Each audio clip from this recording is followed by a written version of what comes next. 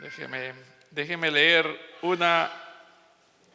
unos versículos de la Biblia a propósito del tema de hoy. El tema de hoy tiene que ver naturalmente con la misión de Cristo, la misión del Mesías, ¿ok? Un resumen.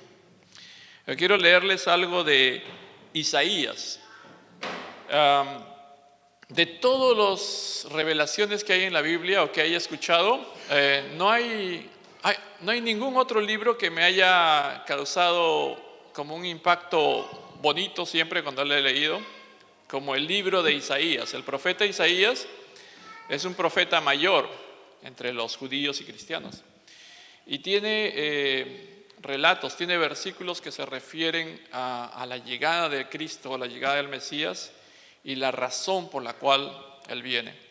Por ejemplo, una parte en uno de sus libros, en Isaías capítulo 9, dice así: porque un niño nos es nacido, hijo nos es dado, y el principado sobre su hombro, y se llamará su nombre admirable, consejero, Dios fuerte, Padre eterno, príncipe de la paz. Lo dilatado de su imperio y la paz no tendrán límites. Sobre el trono de David y sobre su reino, disponiéndolo y confirmándolo en juicio y en justicia, desde ahora y para siempre. El celo de Jehová de los ejércitos hará esto.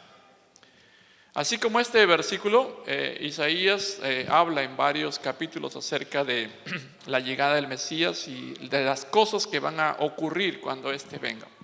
Ustedes pueden encontrar referencias en el capítulo 6 de Isaías, en el capítulo 9, en el capítulo 11. Son versículos muy bonitos para leer.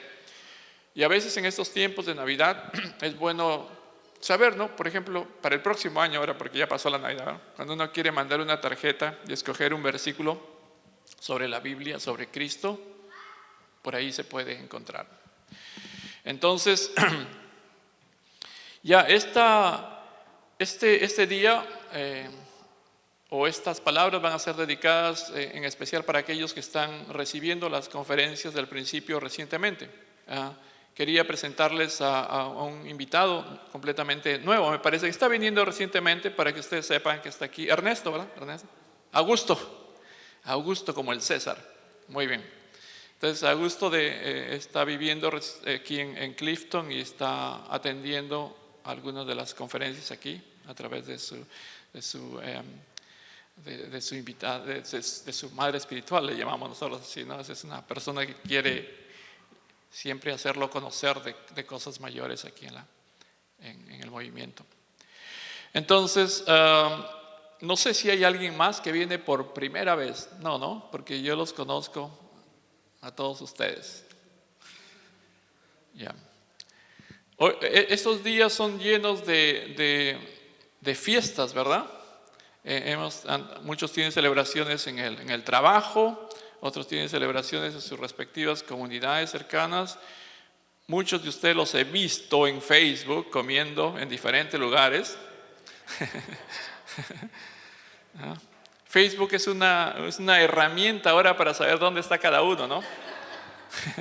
¿Verdad? Sí. Cuando uno dice, no he podido ir a tu invitación, cuando uno prende el Facebook, se prende, ¿verdad? Uno puede localizarlo, ¿verdad? Bueno, es medio peligroso Facebook. Bueno, pero es un tiempo muy especial para reunirse en familia, para reunirse con amigos y para disfrutar de buenas conversaciones. Y siempre hay buen espíritu. Donde quiera que el cristianismo ha afectado, ha tenido una influencia tan grande que cambia el espíritu de la gente, ¿verdad? O sea, no importa cuán ruda puede ser una ciudad. Por ejemplo, Nueva York tiene digamos, tiene esa fama, ¿no? De ser una ciudad bien ruda, pero si ustedes van por estos días a la ciudad de Nueva York, la gente está muy amable, especialmente amable durante estos días, ¿no? Entonces, tiene tal efecto, ¿no? Tiene tal poder, porque el mensaje del tiempo es especial. A veces uno no no lo piensa demasiado, pero ha tenido un efecto tremendo y sigue teniéndolo. Aún en países donde no hay cristianismo, también influencia. Lamentablemente hay algunos puntos en el mundo donde la Navidad ha sido prohibida. Algunos pocos países donde la Navidad se prohíbe o las celebraciones se prohíben porque son países muy radicales en sus creencias. Pero en general hay una gran fuerza de la Navidad, de la influencia de la Navidad y su espíritu en casi todas partes del mundo. Sí, como mencionó también John cuando estaba aquí para cantarnos, era importante durante estos días también tener presente quién es el verdadero protagonista de la Navidad, ¿verdad? Es muy bonito, pues, a veces salgo a caminar con mi hija o con mi esposa alrededor del lugar donde nosotros vivimos y es bonito ver las decoraciones que pone la gente, ¿verdad? O sea, la gente pone decoraciones muy lindas, desde cosas muy simples hasta cosas bien elaboradas. Hay gente que se toma un trabajo inmenso en prender toda la casa por la Navidad, ¿verdad? Y es lindo eso. Y a veces a veces me causa impresión de que no solamente hay símbolos navideños que están bien iluminados y que están ahí bien decorados y haciendo una vista tremenda para aquel que se para por ahí, ¿no? Y a veces hasta se combinan elementos de la Navidad con otros elementos. Parece una Disneylandia en miniatura. Pero por más bonito que sea esto, nunca hay que olvidar de que el protagonista principal de estos tiempos, ¿quién es? Como le digo a mi hija, ¿no? Mira, de todas estas casas que están tan decoradas y son bonitas y lindas, esta casa ha dado en el punto, es la que más me impresiona a mí, porque no ha puesto muchas luces en todo sitio, pero era un cuadrado nada más de luces, y en el medio decía, Jesus is the reason for the season. ¿No? Jesús es la razón de esta estación. Me salió en rima también, se puede hacer. Entonces, es interesante porque entre todas las casas aquella decía Jesús es la razón para esta estación y nunca hay que olvidar, ¿verdad? De que el principal elemento, el principal personaje de este tiempo es Jesucristo. Y claro, con el correr de los tiempos, la Navidad se ha ido comercializando, por supuesto, es un asunto de ventas y de negocio también.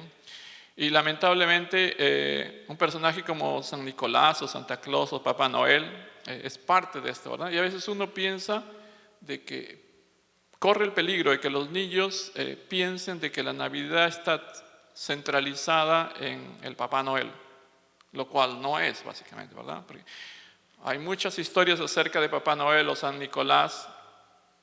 Fue un personaje, parece real, que vivió hace algún tiempo y por supuesto, influenciado por el cristianismo, influenciado por Dios y por Cristo, se volvió un personaje especial, ¿no? Era un hombre que repartía regalos, ¿verdad? Ha existido realmente, más probablemente. Está relacionado, pero él vino mucho tiempo después de Jesús y con la inspiración de Jesús a hacer eso, ¿verdad? Ahora, entonces, es siempre bueno recordarnos a nosotros mismos y a nuestros hijos y a nuestras familias que el centro principal de esta fiesta es Jesús.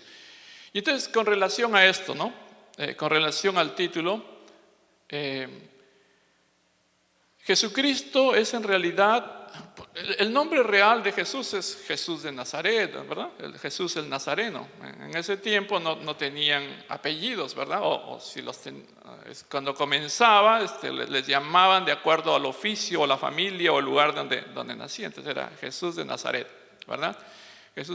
Pero Jesús de Nazaret no era un personaje cualquiera, no era un personaje cualquiera tampoco, ¿no? Para la llegada de Jesús, cuando uno estudia la Biblia o cuando uno hace los estudios o sigue los estudios que han hecho las personas que han investigado a través de los siglos su vida y las razones por las cuales vino, encontramos de que para la llegada de Jesucristo se ocurrió toda una serie de eventos. O sea, la preparación para la llegada de Jesús tomó siglos, ¿no? Desde el comienzo mismo de la historia, ¿no? Por ejemplo, en nuestro estudio del principio, nosotros hablamos acerca del ideal de la creación divina. El ideal de la creación divina básicamente sería el de hacer realidad el amor. La finalidad última de la creación del universo, del hombre mismo, por parte de Dios, es la felicidad. Dios quiere ser feliz, Dios quiere que el hombre se convierta en su objeto de amor, quiere estar en un constante dar y recibir con sus hijos, ser feliz él y ser feliz a sus hijos, hacer feliz a sus hijos. Y de paso ser feliz a toda la creación. El fondo mismo, la meta final de la creación del universo tiene que ver con el logro de la felicidad. Y entonces nosotros vamos descubriendo poco a poco, así también meditando, pensando, mirándonos a nosotros mismos, sí, ¿no? La razón de mi existencia aquí en este universo, en esta tierra, es llegar a ser feliz. Entonces la Biblia nos marca algunas pautas, ¿no? Y nos dice, para poder cumplir tan ansiada meta, Dios nos preparó un plan, ¿no?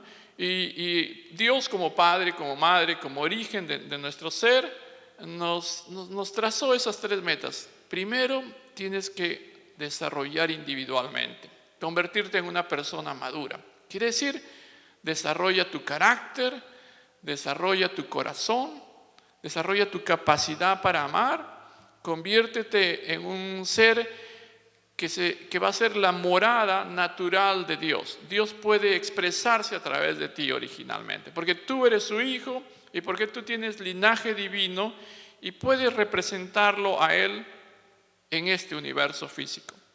Y cuando uno fallece, cuando uno muere, va a seguir entonces su vida, su existencia en el mundo espiritual. La segunda gran meta es, durante toda tu vida, trata de hacer el mejor tipo de relaciones posibles. Ninguna persona en tu vida es un accidente, una casualidad.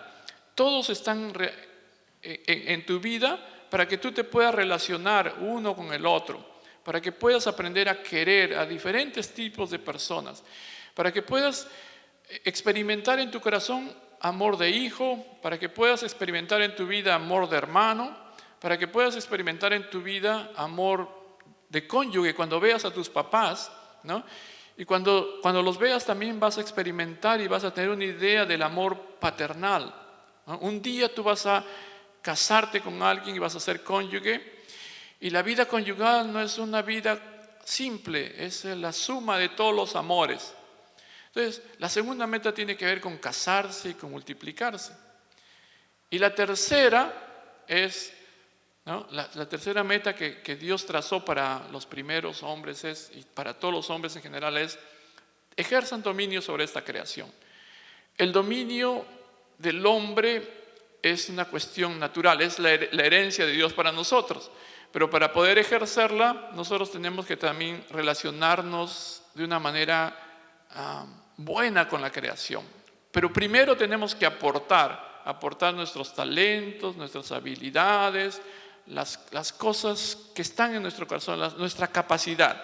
Y cuando nosotros aportamos todo lo que nosotros tenemos, la creación nos devuelve estas cosas, ¿no? Entonces el hombre nació como heredero de Dios para también ser tan rico como Dios, ¿no? Entonces, para esas razones ocurrió la creación. Originalmente teníamos que ser maduros o perfeccionados individualmente y formar bonitas familias donde tuviéramos la experiencia viva del amor, y teníamos que ejercer el dominio de la creación, también a través del amor. Pero esas cosas no se pudieron realizar. Lamentablemente ocurrió la caída, ¿no? La caída, que está explicada también en la Biblia y en las mayores religiones también, cortó el lazo original de nosotros con Dios. Habiendo nacido del linaje humano, del linaje divino, quedamos cortados de Dios y entonces comenzamos a hacer nuestra propia vida, con nuestras propias leyes, con nuestra propia ética, con nuestras propias reglas.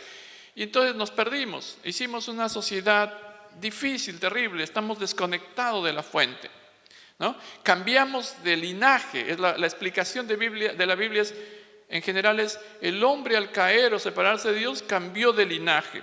De haber nacido hijos de Dios, se convirtieron en hijos de un ser menor, ¿no? Un ser menor, el origen del mal, el propiciador del mal, ¿no?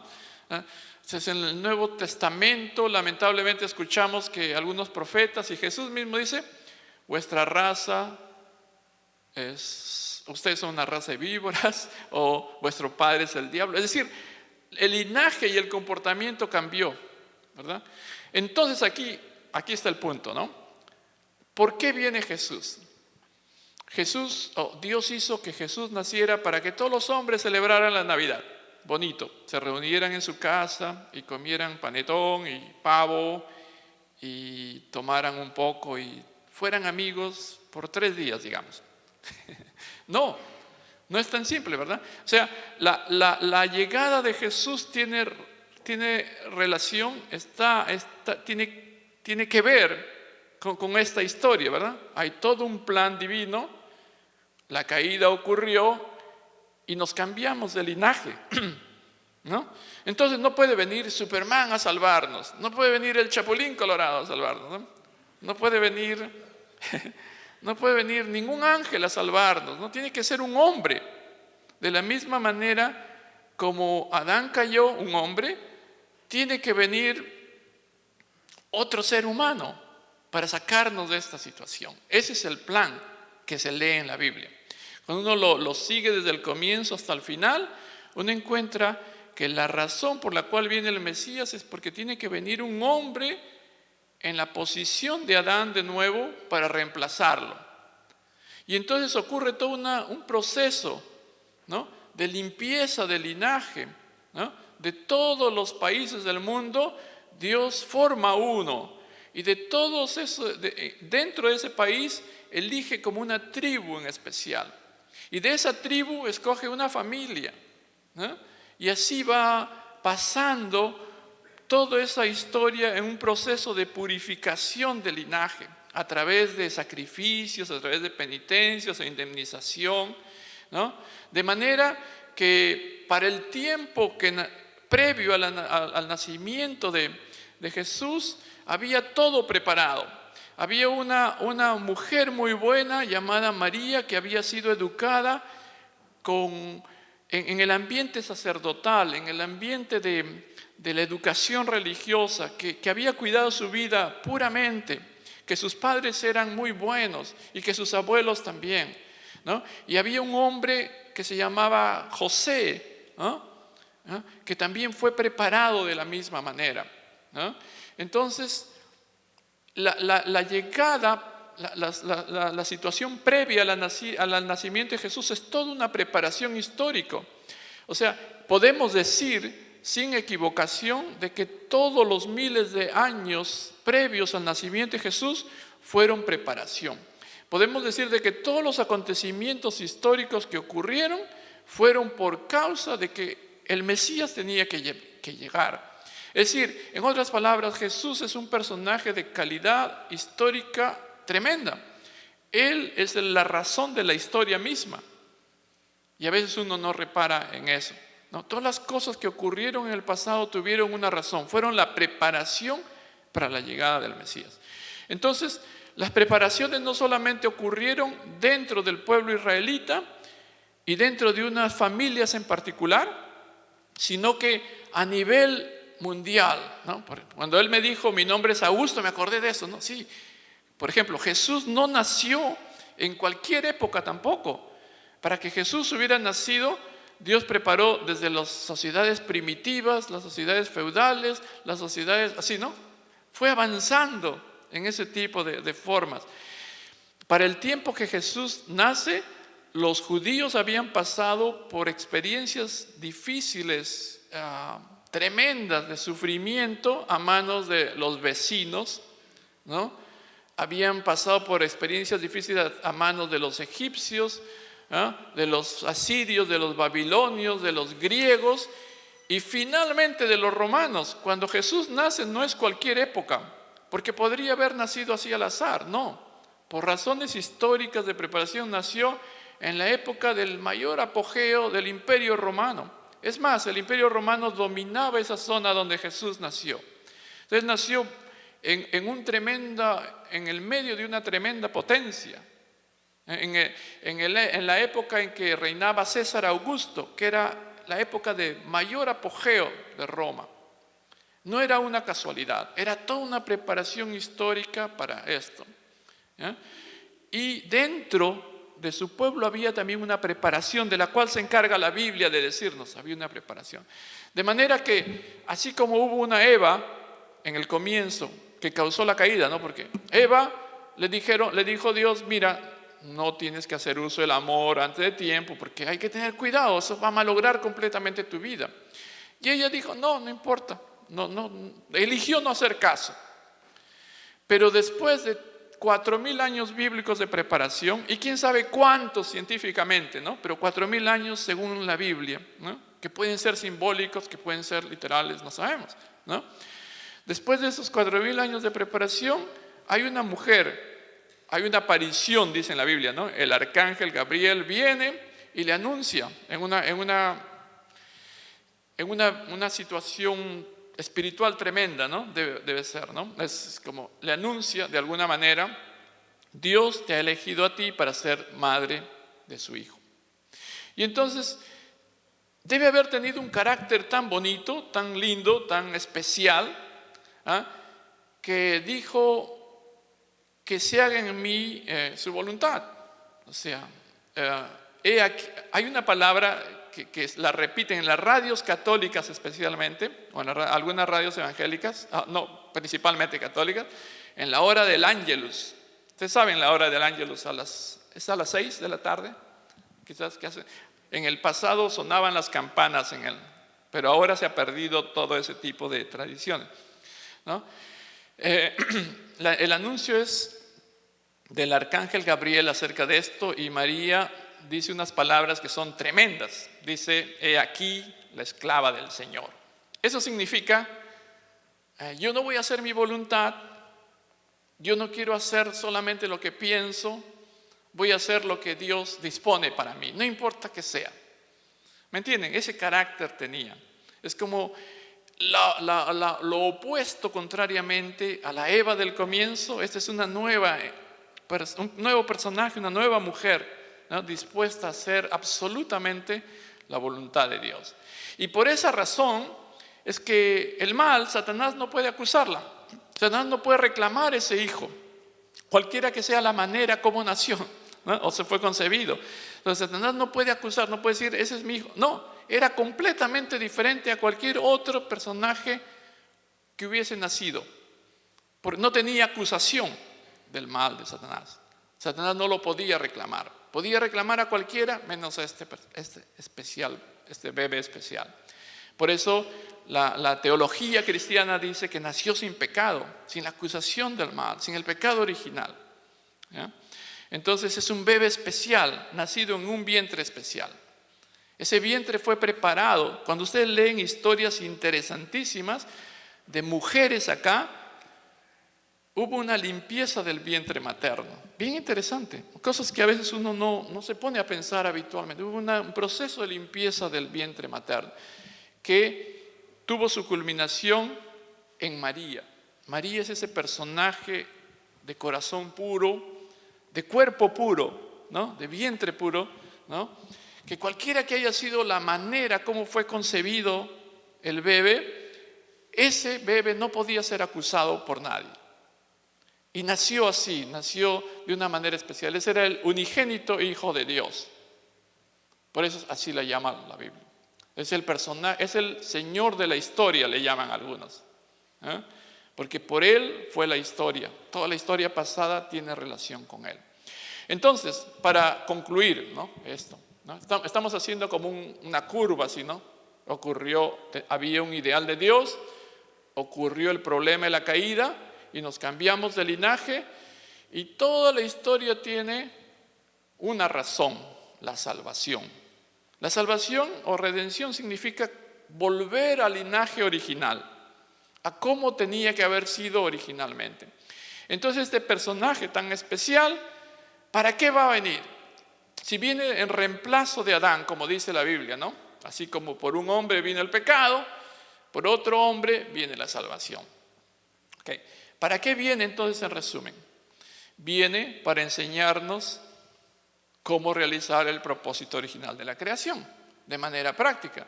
Viene para explicarnos cómo poder cumplir esas 3 grandes metas o las 3 grandes bendiciones que Dios le dio al comienzo. En otras palabras, Jesús tenía que venir como el ejemplo para poder llegar a ser individuos maduros o perfeccionados. Un carácter divino, un corazón divino, una capacidad de amar tremenda. Segundo, venía para enseñarnos cómo realizar familias buenas, cómo llegar a prepararnos para tener buenos esposos o buenas esposas y cómo tener buenos hijos y experimentar del amor verdadero en una familia unida a Dios.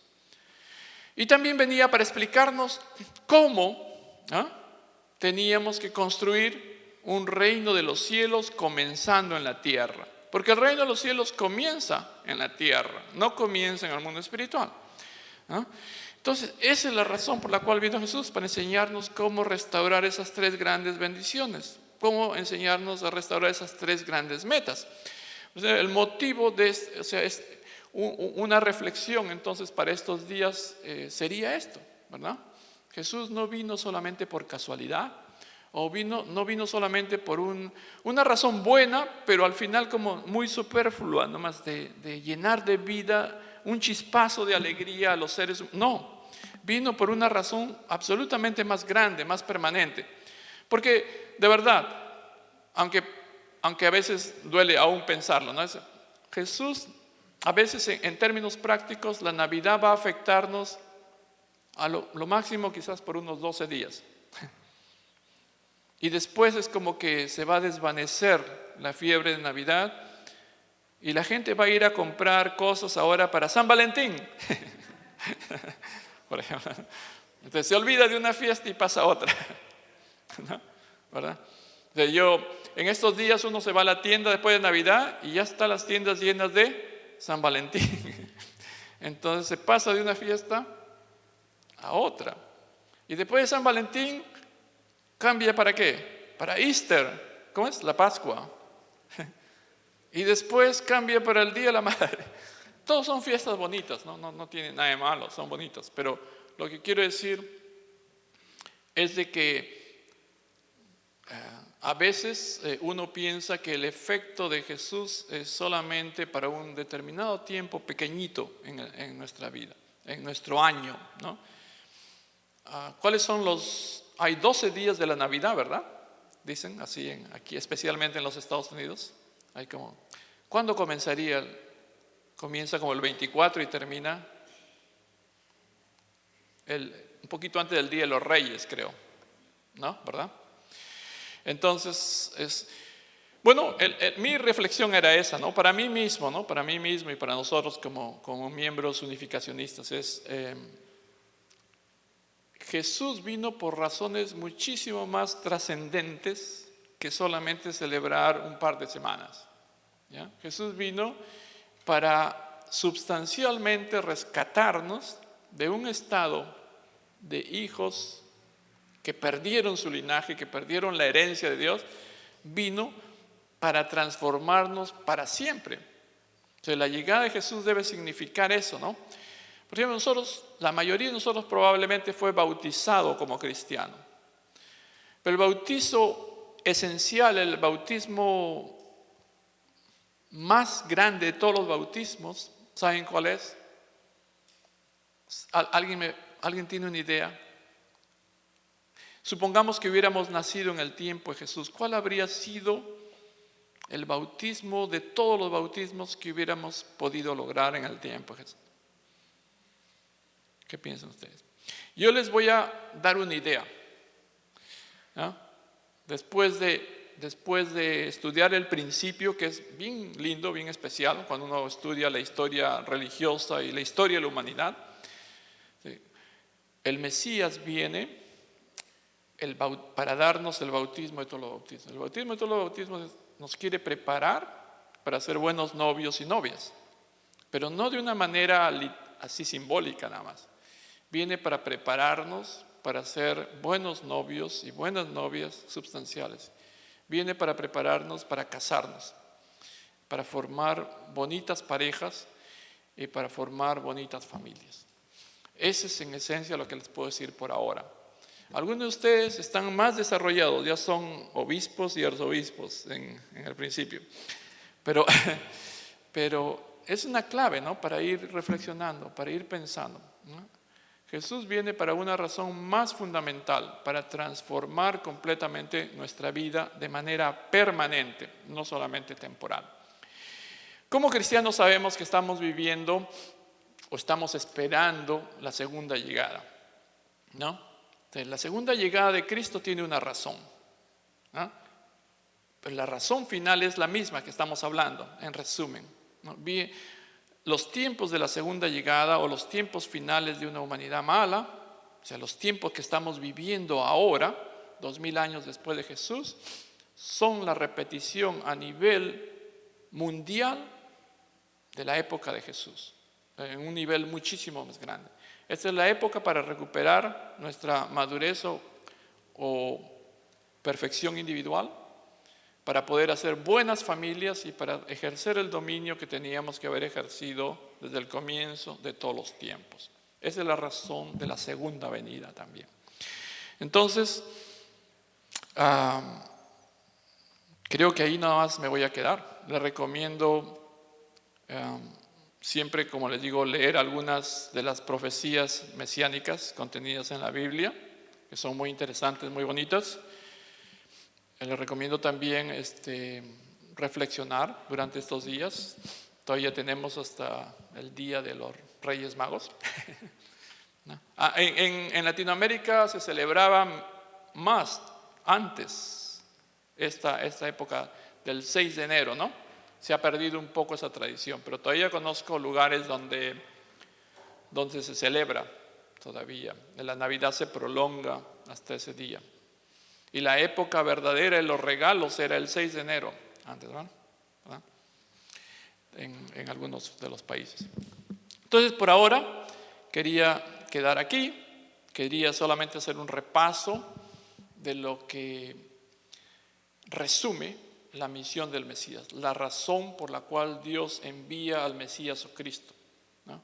Ustedes saben, los judíos todavía están esperando al Mesías. Los cristianos ya lo recibieron, por eso son cristianos, pero están esperando la segunda venida, ¿ya? Casi todas las tradiciones religiosas humanas tienen una figura o una tradición de espera de un personaje en la posición de Adán o Eva, el recomienzo total de la humanidad. Afortunadamente, nosotros hemos nacido en el cristianismo y hemos aprendido estos puntos claves. El principio divino los repasa, los actualiza, los pone un poquito más clarito para poder mirarlos de manera bien práctica también, ¿okay? Entonces estamos viviendo en esta época fenomenal, especial. Quiero desearles lo mejor para estas fiestas, pero también que su vida pueda tener mucha luz interna, que puedan tener el gozo de amor bonito en sus familias y que puedan volverse prósperos y ricos en esta tierra y en el mundo de la eternidad. Bueno, muchas gracias. Voy a orar, ¿ok? Permítame orar, ¿ya? Nuestro querido Padre Celestial, Padre, estamos tan agradecidos siempre por tu amor, por tu cariño, por tu ayuda siempre constante, Padre, en nuestras vidas. Tú estás siempre cuidándonos permanentemente, estás guiándonos, No hay nada casual en nuestras vidas, Padre, no hay nada accidental, porque tú siempre estás poniendo a las personas, los acontecimientos, las circunstancias adecuadas para formarnos en nuestra vida. Y por eso queremos tener siempre una actitud agradecida y servirnos de estas oportunidades en nuestras vidas. Que puedas bendecir abundantemente a quienes están presentes hoy aquí, a todos aquellos que están haciendo trabajos similares en diferentes partes de este país y en el mundo, y que el efecto de la llegada de tu Hijo, de Cristo Jesús, pueda tener efectos permanentes, Padre, de ahora en adelante, y que esta fuerza, Padre, estas palabras, esta misión, estas cosas que ahora comenzamos a ver más claramente, puedan tener un efecto tremendo, Padre, para destruir todas las cosas que son malas y construir una nueva civilización, Padre.